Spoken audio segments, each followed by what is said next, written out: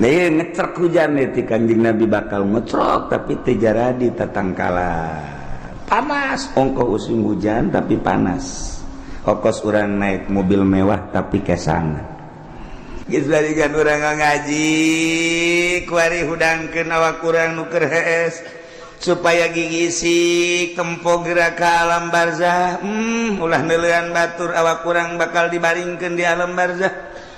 Nu dibawa kabeh ge sugih teu dibawa gagah teu dibawa kabeh ngan awak kurang we jeung boeh itrati wa bi'ali badamu takidi minum usara wa minum duriju bidamin makana hadza jazai nasatu lakum an tukhlifuni bisuin fi zawi rahimi mentek dituk Kangjeng Nabi tanda akhir zaman geus deukeut datangna dajjal nomor kahiji masa cepet as-sanah kasyahri wa syahru kasab wasamakal yaum kasah asah kal dakik dak atuh dakik maka ditu nah satahun ku sabulan sabulan ku saminggu saminggu ku sapoe sapoe ku sajam sajam sakumaha okos meuleum daun kurma anu garing prat beres perasaan urang di akhir zaman engke cak Kangjeng Nabi perasaan manusia di akhir zaman geus deukeut datang Imam Mahdi neta teh cepet jasa kuari geus hampir kabehan nyaritakeun cepet kahiji disusul kedua yang mukjizat Kangjeng datang ka kos kitu teh nyaritakeun masih kana ribuan tahun ku Kangjeng Nabi geus dicaritakeun di akhir zaman sabada terasa cepet ku kabehan zaman bakalna cuaca genjlong cuaca genjlong teh artina nu ngaran usim hujan nu ngaran usim panas usim hujan dieusi ku panas usim panas dieusi ku usum hujan sehingga sulit bagi petani untuk menerka musim hujan iraha sebab teu jelas hujan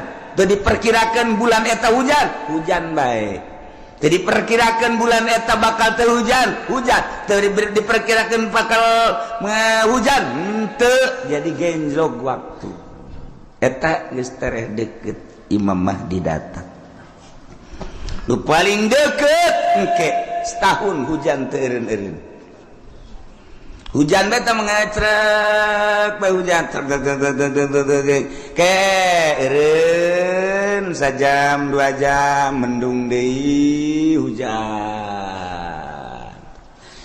keureun sajam 2 jam 5 jam aya genep jam eureun teh hujan ke hujan deui ngacrek bae hujan ke aya 12 jam teh hujan berarti sapoe tapi mendung ke beuting na hujan atau peuting teu beurang hujan setahun kitu bae cuman eta hujan teh layung bitun nabat henteu ngajadikeun tatangkalan ongko hujan tapi gararing teu jaradi pepelakan nu melak naon bae ge biasana mun kahujanan nyembrung ieu mah malak garing teu jaradi. Nah lamun geus eta terjadi eta geus detik-detik terakhir bakal datang Imam Mahdi kuari mah kakarak datang ge ka hiji perasaan cepet zaman nomor kadua waktu geus rada ngagenjlog kuari musim hujan musim panas mata Kangjeng Nabi masyaallah ieu mukjizat Kangjeng Nabi kula wasok mutalaahan ieu mukjizat pohara geus karasa kuari tinggal ngecerk hujan engke aya suara di berbagai pelosok di kaler aya suara seperti suara ki trompet atawa suara ti kidul atawa ti kulon suara ti wetan atawa ti jerotan aya suara gesekan-gesekan atau suara ti luhur ieu ge sarua geus tereh datang. Nah ieu ngecrek hujan ti Kanjeng Nabi bakal ngecrok tapi teu jaradi tatangkala. Panas ongkoh usum hujan tapi panas. Ongkos urang naik mobil mewah tapi kesangan. Slobapan ku naik mobil dah mau Fortuner, AC-na gede. Tapi di jero mobil kesangan sebabnya di udag-udag hutang mobil lagi ngeriditan hutang kawin mah aya 3 aya 4 nah ngan dibobodo kabeh ge ku duit na ngahutang di bank. Nah ieu ke di akhir zaman baru dah jeung ke barokah hutang kabeh. Masya Allah. Penelian hadis Kanjeng Nabi akhir zaman geus rada loba di antarana engke jelema lalumpatan menuju neraka. Cak Kanjeng Nabi di akhir zaman mah kabeh jelema lalumpatan menuju neraka. Sahabat caricing bae. Maksudnya salah tante Kanjeng Nabi ngomong nyarita. Kanjeng Nabi balik deui ngomongna di akhir zaman mah jelema lumpat kabeh ka neraka percis kos kuya mun dibahasakeun urang mah. Kos kuya ngagejeburkeun diri ka cai. Kuya di luhur aya naon bae gerbek bus kuya mah ka cai. Aya naon gerbek bus. Tah ieu masyarakat manusia di akhir zaman percis kos kuya nyalametkeun diri ka cai ieu ge lalumpatan ka neraka. Jadi ngegejebur-jeburkan maneh ka neraka di akhir zaman mah. Sahabat tetep masih culak-cileuk keneh wae. Masa sih cak hatena. Neraka kan seuneu. Mun jelema kudu ngagejeburkeun ka seuneu. Ima jelemana meureun teu normal di akhir zaman teh wae mah Kangjeng Nabi salah ye. Masih didengekeun bae ku sahabat. Asana meureun aya kekeliruan ieu Kangjeng. Kanjeng Nabi kan weruh sadurungna sahabat teh masih kene culak-cileuk banget teu percaya cak Kanjeng Nabi di akhir zaman ke jelema lalumpatan menuju neraka percis kos kuya nyalametkeun diri ngagejeburkeun ka cai engke jelema masing-masing kabeh berduyun-duyun malah mun aya anu rada lambat kunyana disingkirkeun lambat sih ka neraka disingkirkeun kunyana anjeula. Jadi anu jelema-jelema anu ngahalangan di lambat sia ka neraka bae kudu lambat aing heula. Wih bari yang berani ayo aing heula geus aing jadi pamimpin neraka geus. Oh beranian biasa. Berarti kan geus 3 kali Kanjeng Nabi nyarita kos kitu tah. Berarti beneran nanya lah sahabat wani. 5 ya Rasulullah. Kunaon bisa kos kitu ya Rasulullah bisa jelema berduyun-duyun ka neraka. Sebab jelema kabeh memberanikan diri hayang jadi pemimpin. Mendaftarkan diri hayang jadi kepala desa. Mendaftarkan diri hayang jadi bupati, mendaftarkan diri hayang jadi gubernur, mendaftarkan diri hayang jadi presiden, hayang jadi menteri. Eta ngaranna bermenuju neraka jahanam. Ya Allah, ya Rabbi, urang lamun ngomong kos gitu pan bupati dah kiai dibisaan. Tok sama kos gitu mah. Sia aing mah keur ngaji, sia daek ngadengekeun teu kaji. Kiai mah ngaji ge ieu bangsa jeung jelema nu kos karari be nu laletik aing. Mungkin dia mah teu kudu ngaji geus, sia jeung kiai Golkar bae ka ditu. Aing mah keur nyaritakeun akhir zaman. Mun teu percaya datang bae dibere kitab baca ku sia. Iya, itu bisa cina macana. Emang siapa ciri neraka tuh bisa maca kitab? Ya anu ahli sorga membalik sama maca kitab. Waduh, cak meri maji makan yang gente. Teu ge pandai ngadengekeun. Pamimpin mana kuarin udah ngadengekeun ngaji nu bener? Deuleu sa Indonesia. Ayo teangan camat nu daek ngaji nu bener. Sugan aya di Pandeglang mah, sugan aya di Serang mah. Coba sugan aya bupati nu daekeun ngaji nu bener. Nu bener ieu mah maksudna ngajina nu bebeneran Al-Qur'an jeung hadis beneran. Ya, ceuli aing sumpungkeun. asal aya bae ge mana gubernur ieu mah ngaji bae heula ulah ngalaksanakeun ngaji nu bener mana mantap aing ngomong kos gitu teh bibisaanan sama kiai sakeun teh ya tuh aja nih bibisan aing itu percaya sia atuh babagi bae ge di akhirat jah surga mah lain nu ki uci anu pangeran aing mah wau jeung pangeran goblok ya gue ini sombongannya lah sombongan gitu mah meujeuna pajar baik bener bae sombong lah pangkorak sia nah ieu mah keur carita di akhir zaman eta Kangjeng Nabi deuleh lah dikana kitab Mukjizatur Rasul di akhir zaman aya kitabna beuli geus mah jang pamimpin bae beuli sia mah teu kudu lah cukup ngadaengkeun di aing geus ya Kiai Golkar tilok ngomong genu kitu pan Kiai partai tilok aing ya gua ngomong ye berduyun-duyun jelema menuju neraka kaget sahabat salah ngomong meureun Kangjeng berduyun-duyun jelema ka neraka asana lain meureun berduyun-duyun jelema ka neraka aya anu mandeg disikirkeun awas ya ayo sia mah ka nerakana halangan aing oh berarti bener cek sahabat lima ya Rasulullah kunaon lantaran jelema memberanikan diri hayang mimpin batur puguh diri nage bobolokot ku dosa dek mimpin batur pan di zaman Kangjeng mah asal aya nu hayang me nyekel bendera memimpin perang ulah cek Kangjeng Nabi berarti aya goron di balik mimpin perang aya keinginan nu tersembunyi di jerona ada udang di balik aduh ya ongkos nulungan rangda eta teh ada udang di balik rangda eta ka jeung kumaha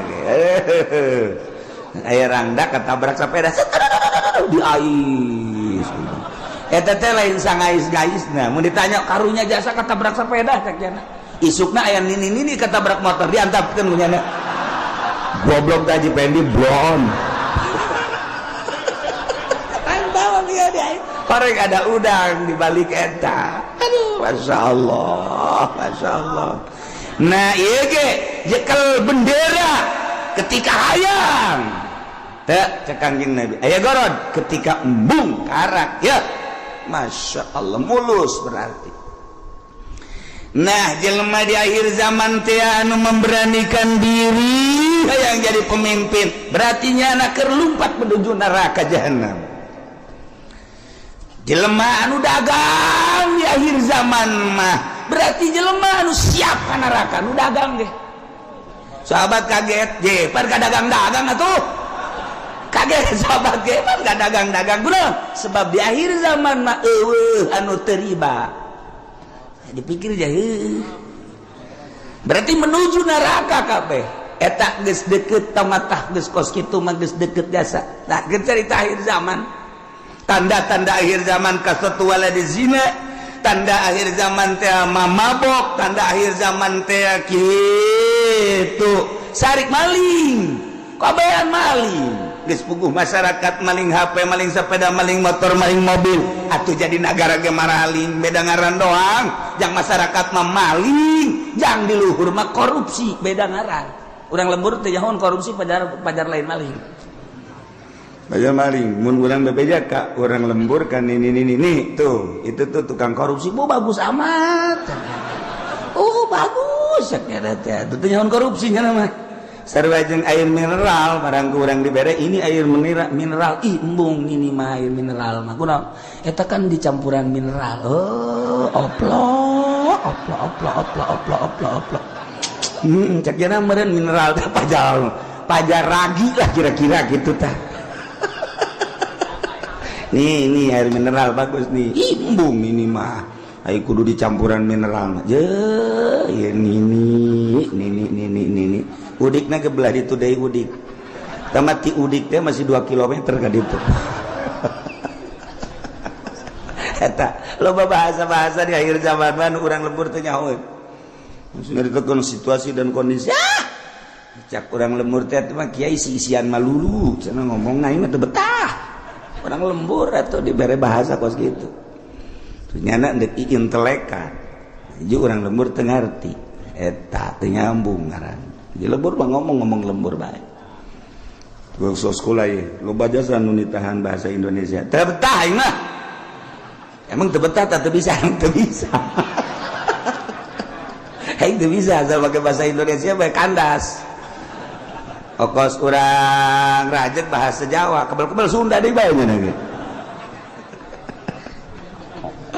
aduh masya Allah lah iya jadi orang namun nyaritakeun mujizat Kangjeng Nabi kadang hayang seuri bahasa Kangjengna nu hayang seuri hebat amat ngabahasakeunna yusafiruna ila jahannam ih berangkat kabeh ka jahanam ai muka dua yas'auna ila jahannam lumpat yas'auna mah yusafiru mah leumpang yas'auna mah lumpat sahabat kaget penyaluatan si ka jahanam horeng bener sia ulah yang serikeun pamimpin lumpat ka jahanam nu tadi kadua pedagang ge orengana lalumpatan ka jahanam nomor katilu cak Kangjeng Nabi di imah bae ge tetep ka jahanam bae yeuh ajeuna mah kabehan tah bupati rada lega bae tadi masa kaing doang cak bupati jeung gubernur sia ge sarua ayo atuh berjamaah lah 5 ya Rasulullah kunaon make jeung di imah bae ge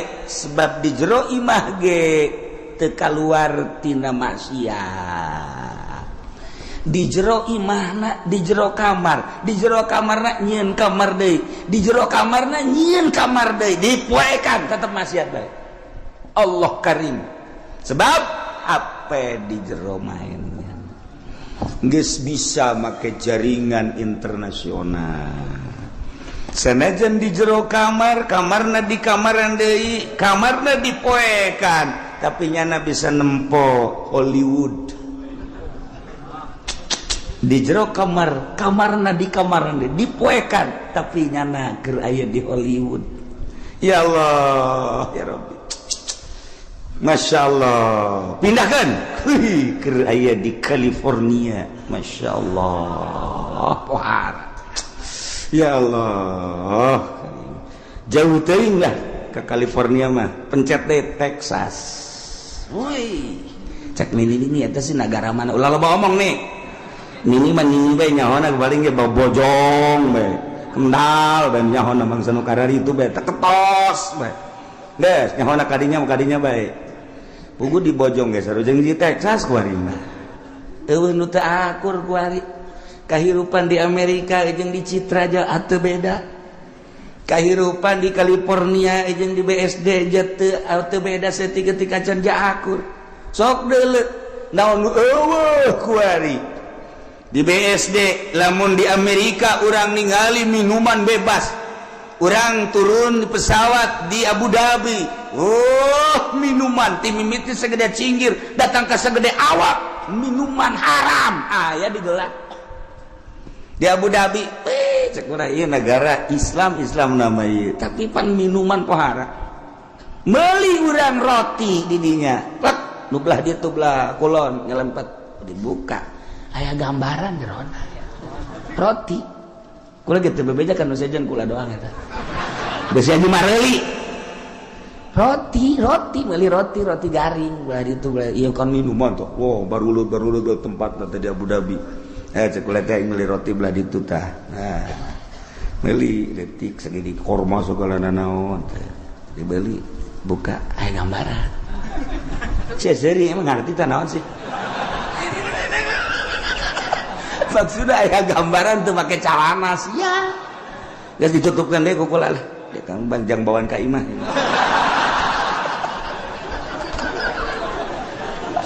Masya Allah Karim geus teu beres haji caritana ieu kan aya ngarokok kan teu meunang ngarokok bebas ayalah tempat-tempatna di bandara teh di ditu hiji dia ya karena ada sepi di dia ya ulah asup ka dinya keur asup mah kula sorangan meunang meureun samenit brus urang baru le datang marak calana make sakieu ya aing betah ya cek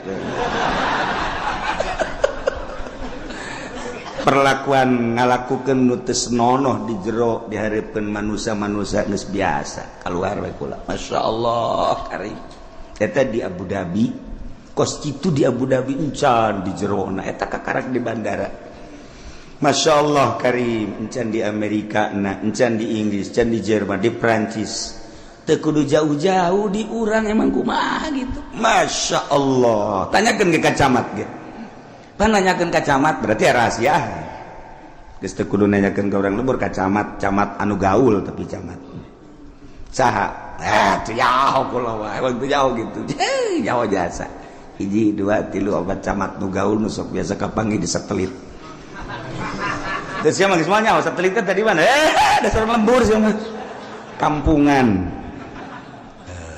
kos kitulah Indonesia eta ge Tangerang mantak berduyun-duyun menuju neraka di akhir zaman geus eueuh anu henteu lumpat ka neraka ceurik kabeh sahabat ketika ceurik tetapi aya keneh manusia di eta zaman anu tetep ngomongna teger bae nyana menjaga mata ceuli jeung sajabana tetep bae ka Allah eta teh cek Kangjeng Nabi saeutik ge saeutik deui qalilan bahasa qalil teh saeutik aqol min golil jadi itu bahasa Kangjeng Nabi aqol min golil leuwih saeutik tinu saeutik jasa mun cak urang mah saeutik jasa eta ge direntogan bae ku bangsana deui nyana negakeun ke hak negakeun adil jujur dina kakarak nyarita doang geus direntogan ku berbagai tokoh ku berbagai masyarakat ku berbagai tapi tetap aya bae cek Kangjeng Nabi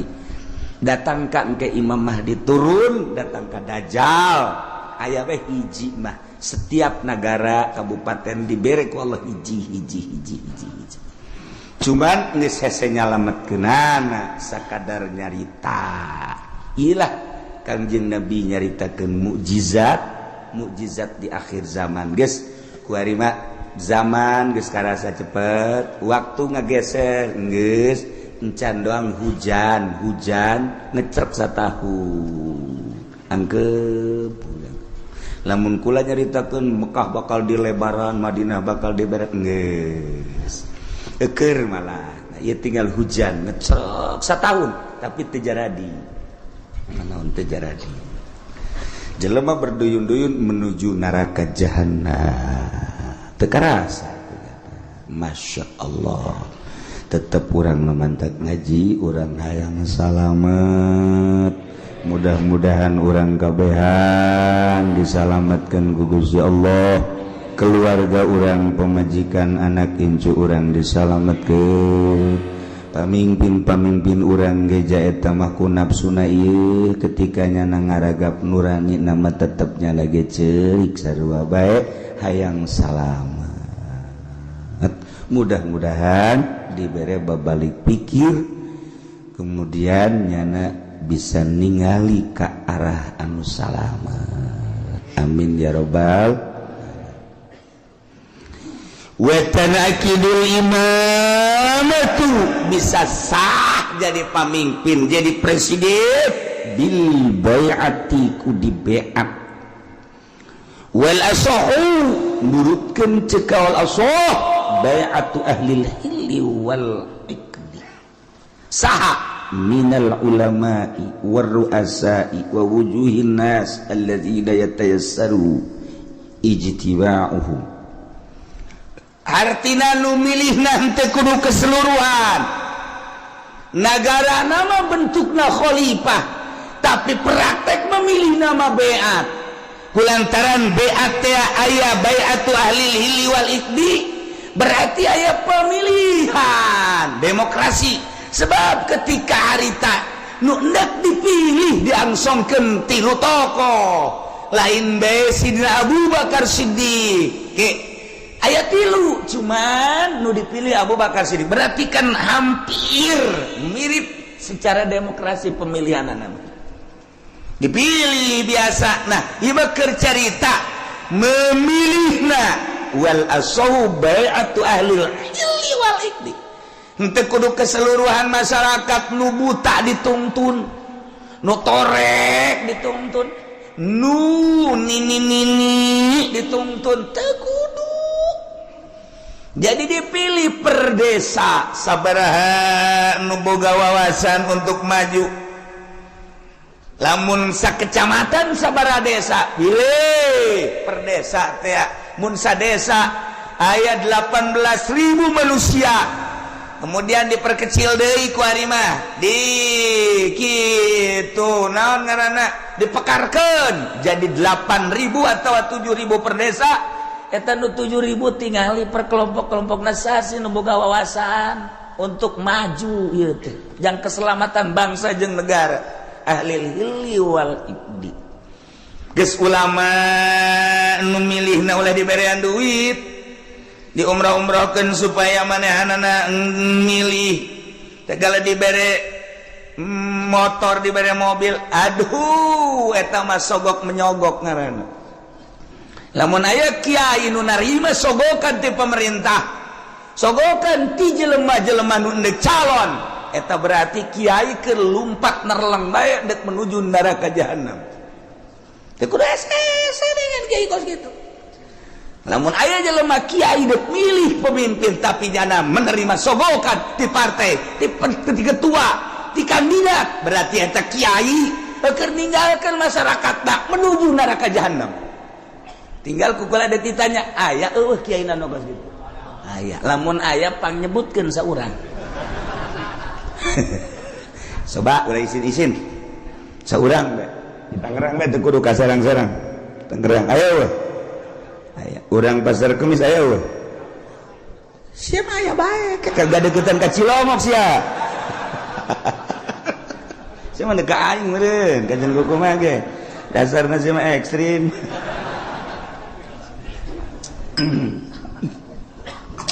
Nah ulama memilihna boga wawasan di samping ulama ruasa pemimpin-pemimpin tokoh-tokoh wa wujuhin nas tua ketua manusia anu gampang kumpulna dalam rangka menyatukan visi dan misi untuk memajukan bangsa jeung negara. Masya Allah nu milihna nu kos kitu yes kuari maka simpulanana bae wa syartuhum sifatus syuhud syarat jelema nu endek mengangkat kepemimpinan ulama tokoh termasuk kitu kepala-kepala kampung dan lain-lain sebagai berbagai lapisan masyarakat anu dianggap mempunyai wawasan syaratna sifatus syuhud sifat saksi nu kira-kira nyana jadi saksi sah berarti kasifatan minal adalah wa gaya nu milihna kira-kira sah jadi saksi sah berarti ngabogaan sifat adalah eta jadi henteu sakabehna ieu mah kabeh tidak milih nu embung dibere duit anu embung ge dibere mobil keuna ngengkeuy milih ka ditu dipaksa ngaranna eta kos kitu mal beres satungtung pemilihan umum model kos kitu nagara ulah diharapkeun kudu beres satungtung kiaina nu endek ngararapih ngabantuan jangan luruskeun nagara nyana ngabutuhkeun kana sogokan keneh ieu mal beres nagara nyana nu sok pidato rosyu wal naon kana ka dituna finar ceknya ya rasul murtasi finar nyogok nyung narima sogok ka neraka punya anak tas dibere motor mio ne cekal huluna heuy ai sia ngomong goblok ieu ngomong teu bareres bari dia okos jelema di kota Allahu akbar bayana naon Allahu akbar pas azan Allahu akbar hees ai tiap tadi Allahu akbar beratas itu Allahu akbar waya azan hees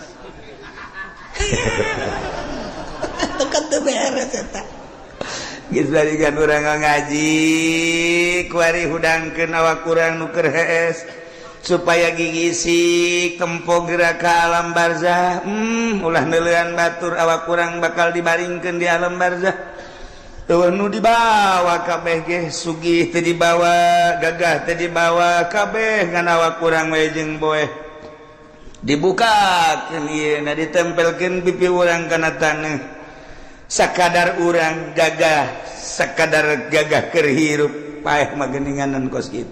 Sugih keur hirup paeh mah geuning kos kitu. Baring bae bentakeun mata hate urang aing teh bakal kos kitu. Kabeh nu daek ngilu rekan-rekan ngan sakada datang ka bibir kuburan. Pemajikan jeung anak datang ka bibir kuburan doang. Pemimpin urang, kepala urang, mun urang bawahan ngan datang ke bibir kuburan doang. Selesai. Ditutup kuburan, urang sorangan di jero. Tanggung jawab urang bakal datang amal-amal urang. Bentakeun mata hate urang eta. Nah, lamun geus bentak itu kan rada dijaheueuh horengan eta ngaranna bentak, udang ngaranna. Geus inget kanu bogana ka Allah Subhanahu wa ta'ala. Nailah di negara Islam cara memilih pemimpin di beat.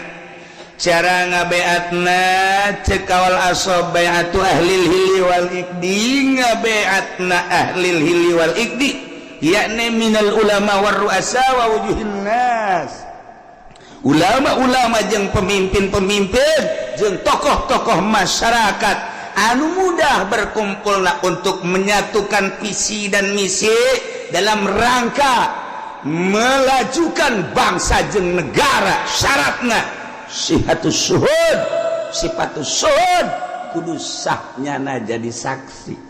Berarti kesifatan ku sifat adalah ulah kabehan memilih jam milih nage nya nama henteu boga wawasan. Henteu boga wawasan jang ngemajukeun umat bangsa jeung nagara. Teu boga pikiran kumaha ieu bakalna lamun dipimpin ku eta nagara urang, perpolitikan, perekonomian, perbudayaan, leuwih agama. Lamun urang geus nyaritakeun agama, kan mayoritas di Indonesia mah urang geus korban. Jakarta geus dipimpin lain ku muslim tapi ku kafir. Teu beurang di jero kan aya musliman. Eta geus bentuk kasalat mangga bae ieu mah nagarana demokrasi kan tetep bae. Urang teh hese ngayakeun muludan di Jakarta. Cobalah gubernur dipersilakan untuk nyambut. Ayo nyanang ke kumaha nyambutna? Hah? Wih. Sebuah nirwana. Lain Kangjeng Nabi nyarekeun nirwana, golok ya. Nyaritakeun rajaban panggil coba mal bisa. Jadi geus eueuh agama mah macet, sedengkeun Indonesia mayoritas agama atuh kudu dihormati mayoritas kajian kumaha ge. Numantak tiba heula di urang mah negara demokrasi terpimpin teu murni, henteu bisa nuturkeun Amerika langsung ka pusat ka ditu secara utuh. Sebab lawan mayoritas Islam, loba ulama-ulama, loba wali-wali. Aya kesenjangan atuh lamun kos kitu. Sebab lawan paling istimewa agama mah Islam. Sebab di Islam mah kabeh merasa terhormati. Kristen dihormati ku Islam mah. Buddha dihormati ku Islam, Katolik dihormati. Pokoknya masing-masing, tetapi anu bercokol memimpin tetap kudu Islam. Nyana tetap dinaungi. Tingali riwayat para khalifah, tingali riwayat para khalifah khulafa ur-rasyidin. Kabelah dieuna matak 35 tahun masa kenabian, masa kekhalifahan, kemudian kadieuna sultan. Kabelah dia nama, kabelah dia cek Kangjeng Nabi sabada eta geus kali itu acak-acakan. Ya, khairul qurun qarni. Terus mayali ali. Nah, berarti Kangjeng Nabi terus sahabat tabi'in tidinya ka dia acak-acakan.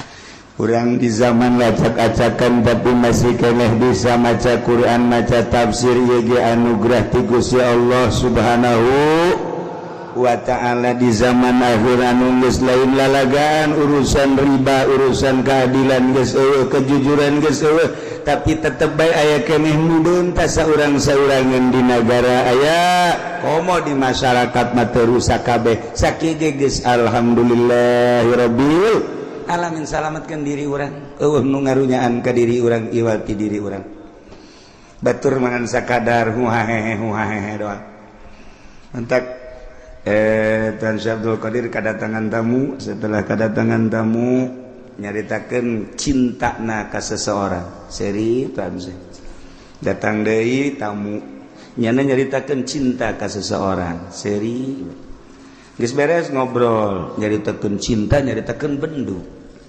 kasih anu mah cinta kasih anu bendu kasih anu cinta kasih anu bendu cek Tuan Syekh cinta ente jeung bendu ente tetep neraka jahanam.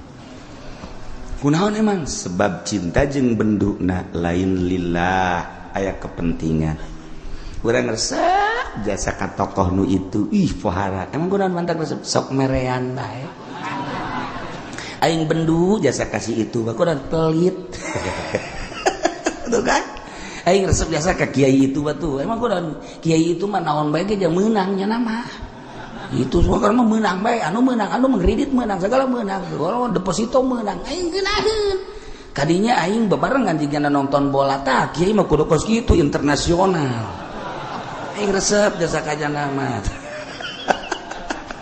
benduna kasih itu bendu jeung resepna kabeh lain lillah sarua jahannam keneh masyaallah dah ini nomor kahiji jelema diangkat jadi pemimpin melalui pemilihan di BAT dipilih ku ahli hilli wal ikdi nu milihna ulama ruasa wujuhin nas yakni nu kasipatan ku sipatus suhud sifat adalah saknyana jadi presiden lantaran dipimpin ku jelema-jelema ku tokoh-tokoh ku bangsa-bangsa anu ngabogaan wawasan tur ngabogaan sifat keadilan nyana mingkina dengan prima ngeunaheun teu leceh. Nomor kedua wa bi istikhlafil imam wallahu a'lam.